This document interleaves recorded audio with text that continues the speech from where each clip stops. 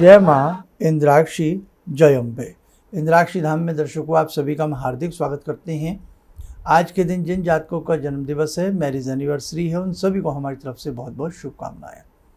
आज का जो हमारा ये अंक है वो आधारित है जिन लोगों का तलाक हो चुका है, पति पत्नी बिछड़ चुके हैं, पुनः शादी की स्थिति नहीं बन पा रही है, तो उन लोगों को क्या करना चाहिए। कई बार मन में भय व्याप्त हो जाता है कि ज़िंदगी एक बार एक दूसरे से अलग हो चुकी है। कई बार जहाँ से हमारा तलाक होता है वहीं से शादी होने के चांस बनते हैं, और कई बार किसी अन्य जगह से हमारी शादी के चांस बनते हैं। डिवोर्स एक बहुत ख़तरनाक शब्द है कि जब आपस में हम जुदा हो जाते हैं उसके बाद मन में एक भय कि अब शादी करें या ना करें, है ना। तो आज इसी के ऊपर हमारा सब्जेक्ट है, ध्यान से सुनिएगा। ईश्वर न करे कि किसी के साथ ऐसा हो। पहले आज का पंचांग 27 जुलाई सन 2024, दिन शनिवार, संवत 2081, श्रावण मास, कृष्ण पक्ष, तिथि सप्तमी है, नक्षत्र रेवती, राहु काल 10:30 से 12, दिशा सूर्य पश्चिम दिशा। माता पिता बच्चों की शादी बहुत प्यार से, बहुत सब कुछ समझ कर के करते हैं, उसके बावजूद भी कई बार डिवोर्स हो जाता है। मन बहुत दुखता है कि ऐसी स्थिति में अब क्या किया जाए। बेटी घर बैठी है, बेटी को देख कर के मन दुखता है कि कैसे करें, इसका जीवन हमारे सामने दुखी हो रहा है और सारी ज़िंदगी इस बच्ची की पड़ी है। तो अब इसके लिए लड़का भी देखना है, दोबारा से पैसे का भी इंतज़ाम होना है, दोबारा से अच्छे से शादी भी होनी है, और जो धोखा हमारे साथ पहले हुआ या जो भी हुआ हो, किसी भी तरीके से ये हुआ है, वो दोबारा ना हो। सेम स्थिति लड़कों के साथ भी आती है कि साहब माता पिता के सामने उनका बेटा है लेकिन तलाकशुदा है, या पत्नी किसी वजह से नाराज़ होकर के चली गई है और स्थिति जो है वो डिवोर्स पर आकर के ख़त्म हो गई है। तो जिन लोगों का तलाक हो जाता है तो कई बार समाज में वो अपने आप को शर्मिंदा महसूस करते हैं। तो पहली बात तो बेटा, आपका तलाक आपकी ऐसी इच्छा नहीं थी कि आपका तलाक हो। कई बार लोग इल्ज़ाम लगा देते हैं कि नहीं साहब तुम वहाँ अच्छे से नहीं रहे, लड़की को कह दिया जाता है अच्छे से नहीं रही, या लड़के को कह दिया जाता है कि तुम्हारा अच्छे से व्यवहार नहीं रहा होगा, मतलब कमियाँ निकाली जाती हैं। देखो, अगर आप इतने बुरे थे तो आपकी उस लड़की से या उस लड़की की आपसे शादी क्यों हुई? पहले तो सब कुछ अच्छा था, आप लोगों को मिलवाया भी गया, एक दूसरे को समझने का मौका भी कई बार दिया जाता है, फ़ोन पे बात हो जाती है, अच्छे से पंडित जी ने भी अपनी पूरा जी भर के कुंडली मिलाई होगी, सारे काम किए होंगे, लेकिन फिर भी ऐसा हो गया, है ना। तो चारों तरफ से ही स्थिति जब होती है, ये हमारे भाग्य में ऐसा लिखा होता है, तब ऐसा होता है। सब्जेक्ट थोड़ा सा मुझे चेंज करना पड़ रहा है अभी 1 मिनट के लिए। अभी मैंने एक शब्द बोला कि अच्छे से कुंडली मिलाई गई फिर तलाक हुआ। ये एक बहुत बड़ा यक्ष प्रश्न बनता है कि साहब कुंडली मिलने के बाद भी तलाक क्यों हुआ? कुंडली देखने वाला व्यक्ति गलत था या ये विद्या गलत है? तो यहाँ आंसर यही आएगा, ये विद्या सत्य है। अगर किसी के अच्छे से कुंडली मिलाई जाएगी और वो व्यक्ति विद्वान होगा, उसे अपने सब्जेक्ट की नॉलेज होगी, पकड़ होगी, तो आपको वो दूध का दूध पानी का पानी बताएगा कि ये रिश्ता करें या ना करें। या नंबर 2, जो आपने पंडित जी को डिटेल दी, जिनको भी जो भी आजकल तो सभी एस्ट्रोलॉजर हैं, सब लैपटॉप से कंप्यूटर से सब देख लेते हैं, तो आपने जिनको भी अपनी कुंडली दी है तो हो सकता है कुछ डिटेल उसमें गलत हो, चाहे आपके टाइम की डिटेल गलत हो, डेट ऑफ बर्थ की डिटेल गलत हो। इसलिए जब भी आप किसी भी एस्ट्रोलॉजर से अपनी कुंडली मैच कराते हैं तो सबसे पहली बात आप ध्यान रखें कि आपकी डिटेल ओरिजिनल होनी चाहिए, सही होनी चाहिए, और जो आपकी डिटेल चेक कर रहे हैं तो जो डिटेल से उन्होंने आपकी कुंडली देखी है वो डिटेल उनसे पूछिएगा कि आपने इसमें क्या क्या लिखा है, क्या क्या मेंशन किया है। हो सकता है आपने 4 PM कहा और उन्होंने 4 AM लिख लिया हो, कई बार गलती से भी ऐसा हो जाता है। और सेकंड, जिनको आप अपनी कुंडली दिखाते हैं उनको अच्छा खासा अनुभव होना चाहिए। ये बात तो यहाँ पर हम एंड करते हैं। सब्जेक्ट बहुत बड़ा है, ये सवाल बहुत बड़ा बनता है कि हमने कुंडली दिखाई फिर ऐसा हुआ, तो क्या बात है, फिर कुंडली मिलाने का फ़ायदा क्या हुआ? तो अभी मैंने कुछ संक्षिप्त में आंसर दिया है, वो ध्यान रखना बाकी इस पर हमने अनेकों वीडियो बनाए, वो हमारे सुन लेना। अब हम आते हैं आज की बात पर। कोई माता पिता नहीं चाहता कि मैंने अपनी बच्ची की, बेटे की शादी की है, ये कल को इनका रिश्ता टूट जाए। कोई माता पिता नहीं चाहता, और ऐसा बच्चे भी नहीं चाहते। एक लड़की अपने सपने सजा करके अपनी ससुराल जाती है, वो इसलिए नहीं जाती कि उसका तलाक हो जाए। एक बेटा बहू घर में लाता है, वो इसलिए नहीं लाता कि सास बहू की ना बने या आपस में तू मैं हो और वो अलग हो जाए। कोई नहीं लाता। लेकिन कई बार बच्चों हालात ऐसे खड़े हो जाते हैं कि आप पूछें ना, महाभारत को भी याद करें तो वहाँ सुई के नोक जैसी भूमि देने के लिए दुर्योधन ने मना कर दिया और महाभारत छिड़ गया। तो कहने का भाव, कई बार हालात ऐसे हो जाते हैं कि हालात के वशीभूत हम लोग हो जाते हैं और ज़िंदगी का खेल बिगड़ जाता है। खैर, अब जिन लोगों के साथ डिवोर्स हो चुका है वो पुनः नई ज़िंदगी जीने के लिए क्या करें? सबसे पहली बात, अपने मन को समझाएं। आपने कोई गुनाह नहीं किया, आपसे कोई बहुत बड़ी गलती नहीं हुई है। अब जो हुआ सो हुआ। आपको अपनी अगली ज़िंदगी को अच्छे से जीना। बेटा, हम पिछले जन्म में क्या थे और बेटा हम अगले जन्म में क्या बनेंगे, ये हमें किसी को नहीं पता। तो जो प्रेजेंट समय है, जो प्रेजेंट हमारा ये जीवन है ना, इसी को जीना है। बस इसकी क्षण क्षण को आप जी भर के जीना सीखो। तो इसलिए अब जो हुआ सो हुआ। प्रकृति का जो भी न्याय अन्याय था वो हमने झेला। हमारे कर्म ऐसे रहे होंगे, कर्मों के हिसाब से हमारे साथ न्याय अन्याय होता है। जैसा हमने बोया वैसा हमने काटा है। लेकिन आज अब नई ज़िंदगी को आपको जीना है। और कैसे जीना है? अब जब आप नए रिश्ते में बंधने जा रहे हैं, नए प्रणय सूत्र में बंधने जा रहे हैं, तो खैर मैं मानता हूँ वो उत्साह जीवन में नहीं रहता जो पहली बार, पहली शादी का कार्ड जब आप अपना देखते हैं ना, और उस पर शहनाई छपी हुई देखते हैं, जो पहला उत्साह होता है। पहले शादी के लड्डू होते हैं, पहले शादी की मिठाइयाँ होती हैं, पहले शादी वाली रस्में होती हैं, पहले शादी वाली मेहंदी होती है। तो वो बात तो बेटा नहीं आती। कहते हैं ना, रहीमन धागा प्रेम का मत तोड़ो चटकाए, और चटक जाए तो जुड़े फिर गांठ पड़ जाए। तो ये चीज़ तो हम मानेंगे, लेकिन आपकी ज़िंदगी कितनी मूल्यवान है, आपका भविष्य कितना मूल्यवान है, और आप अपने लिए कितने मूल्यवान हैं। दूसरे के लिए ना सही, पर अपने लिए तो आप अपना कोई मूल्य रखते हैं। आपकी कोई कदर है, आपके भी जज्बात हैं, आपके भी कुछ एहसास हैं। आप भले किसी से नहीं कह पाते कि साहब आज मैं शादीशुदा नहीं हूँ, तो आपके भी अंदर लाखों बातें चलती हैं। सवाल भी आप हैं और बेटे जवाब भी आप हैं। कुछ समस्याएं ऐसी होती हैं जीवन की, हम दीवारों से जिक्र नहीं कर सकते, हम अपने माता पिता से नहीं बात कर सकते, हम किसी से भी नहीं कर सकते। कुछ सवाल जवाब कई बार ज़िंदगी की ऐसी परिस्थितियाँ आती हैं, व्यक्ति को स्वयं से करने पड़ जाते हैं। इसलिए आप घबराइए मत। आप बस सच्ची नीयत के साथ, सच्चे मन के साथ कि जो मेरा अब जीवन साथी होगा, मैं पूरी ज़िंदगी उसके साथ अच्छे मन से, अच्छे तरीके से जीवन को जीने का प्रयास करूँगा। हे भगवान, हे भगवती, आप मुझे एक अवसर प्रदान करें, मेरे जीवन में मंगलता आए। तो आपको क्या करना है बेटा? सुबह सुबह स्नान के उपरांत या संध्या के समय भी आप कर सकते हैं। भगवती के सामने बैठ जाएं, घी का दीप जला लें या तिल के तेल का जला लें। भगवती का पंचोपचार धूप दीप आदि अर्पण करके भगवती को सर्व मंगल मांगल्ये शिवे सर्वार्थ साधिके शरणाय त्र्यंबके गौरी नारायणी नमस्तुते। सर्व मंगल मांगल्य, समस्त प्रकार के मंगल, समस्त प्रकार का मंगल मेरे जीवन में हो, मेरे जीवन की नई शुरुआत हो। मैं भी औरों की तरह ज़िंदगी को हंसी खुशी के साथ जी सकूं।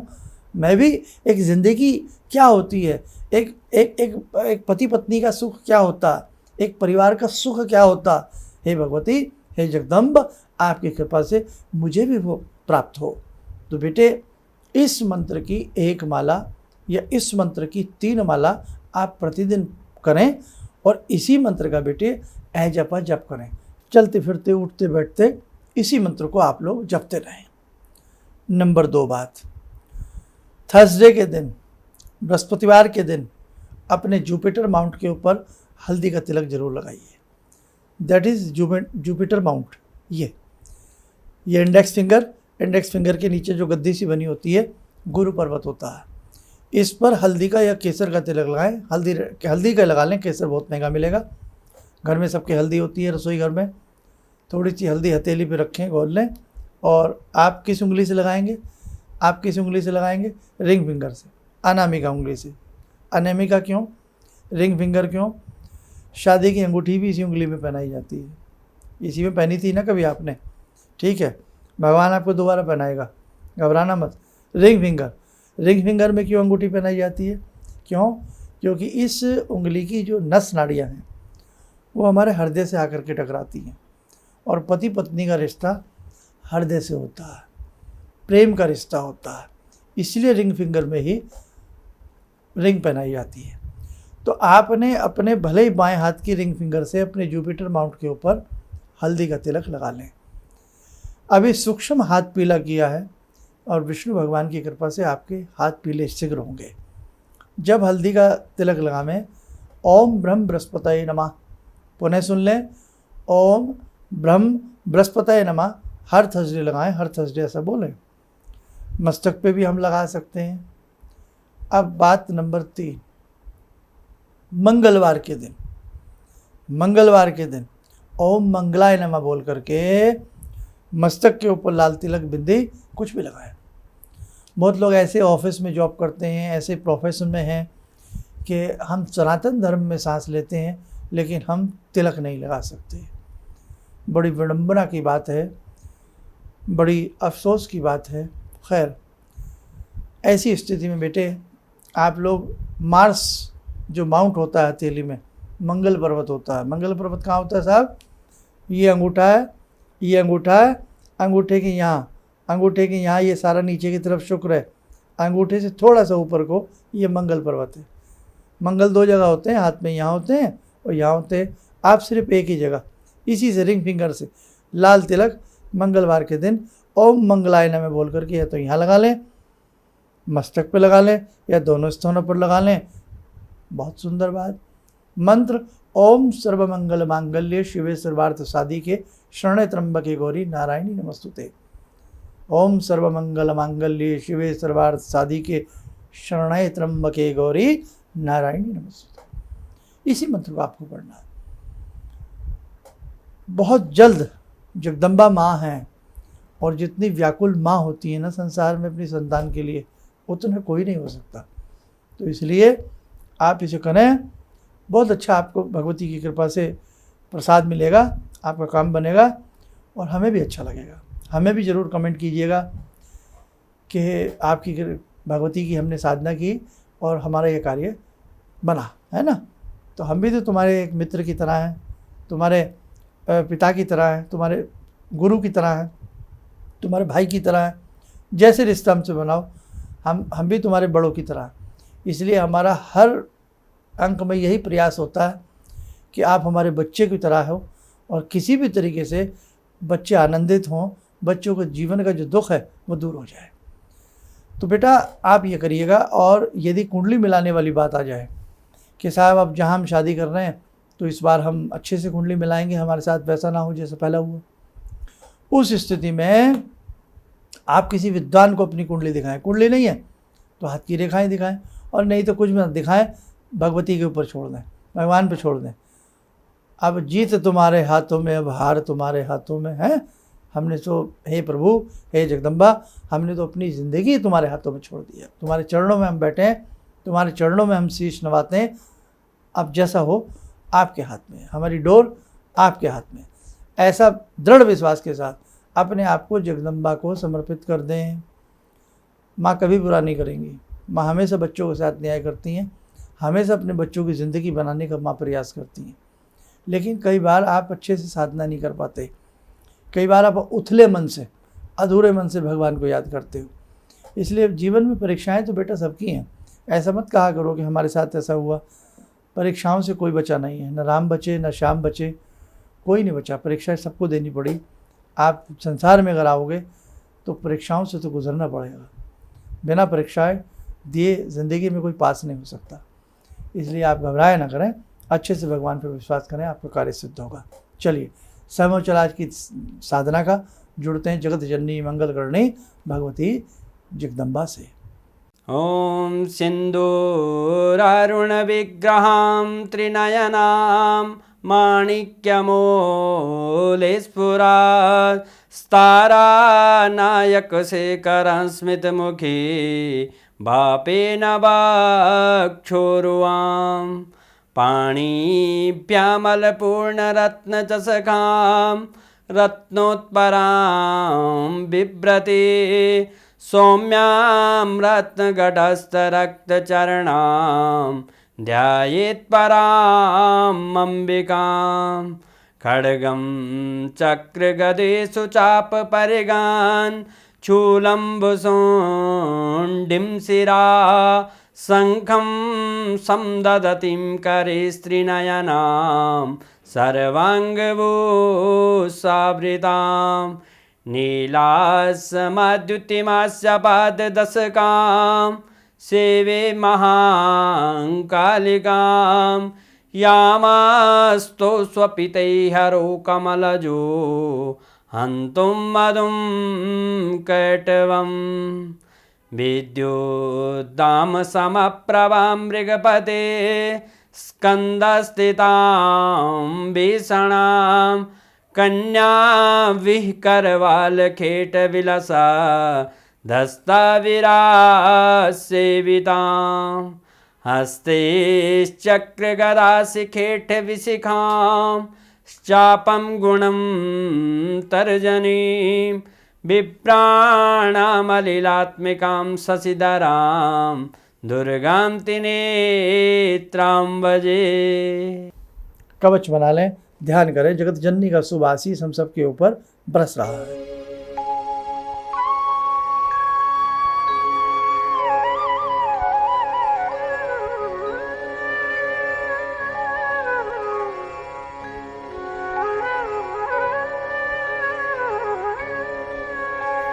ओम बोलते हुए नेत्र खोलें, सामान्य हो जाए।